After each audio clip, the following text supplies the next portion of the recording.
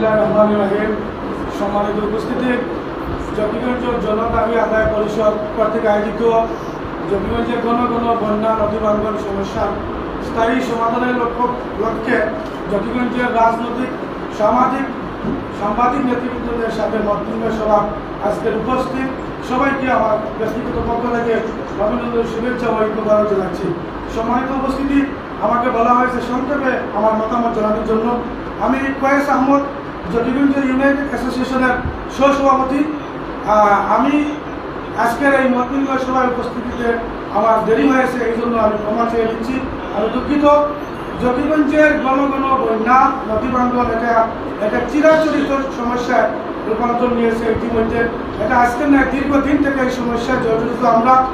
জকিগঞ্জের প্রধান সমস্যা বলতে পারেন নদীভাঙ্গন, কিন্তু দুঃখজনক হলেও সত্য, আমরা এখানে ডাকবাংলায় এইবারও জানুয়ারি ফেব্রুয়ারিতে উদ্যোগ নেওয়া হয়েছিল সবাই মিলে এই নদীভাঙ্গনের ব্যাপারে, কিন্তু পরে দেখা গেছে আর কেউ কারোর সাথে কোনো যোগাযোগই নাই। কিন্তু বর্ষা মরশুম যখন এসেছে, নদীভাঙ্গন সৃষ্টি হয়েছে, তখনই আমাদের টনক লড়েছে। তো যাক, এটা একটা দুর্যোগ।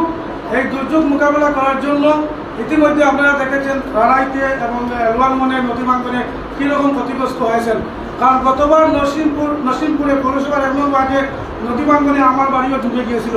যার বাড়িতে বন্যার পানি গিয়েছে একমাত্র উনি বলতে পারবে যে বন্যায় যে কত ক্ষতিগ্রস্ত একজন মানুষের পরিবার হয়, এটা একমাত্র আল্লাহ পাক রব্বুল আলামিন ছাড়া আর কেউ বলতে পারবে না এই দুঃখ দুর্দশার কথা।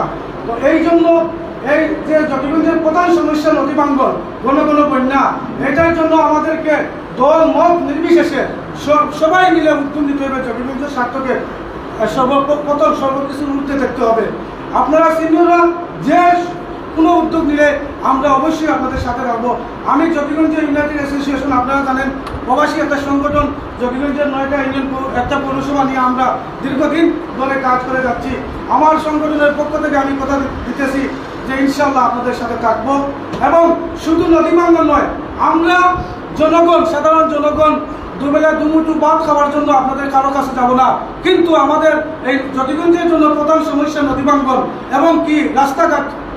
আমরা রাস্তাঘাট ভালো চাই, রাস্তাঘাটের জন্য ভালোভাবে চলাফেরা করতে পারি।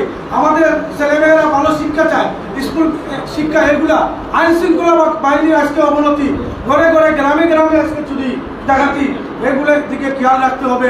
অবশ্যই একটা নির্বাচিত সরকার হলে এইসব সমাধান হবে ইনশাআল্লাহ। কিন্তু এরপরেও আমরা যতদিন আসি সবাই মিলে আমরা উদ্যোগ নিয়ে এগিয়ে যেতে হবে। আমি উপস্থিত সবাইকে ধন্যবাদ জানিয়ে আমার লম্বা বক্তব্যের জন্য দুঃখ প্রকাশ করে বিদায় নিচ্ছি। আল্লাহ হাফেজ। আসসালামু আলাইকুম। ধন্যবাদ সবাইকে। আমরা খুব সংক্ষিপ্ত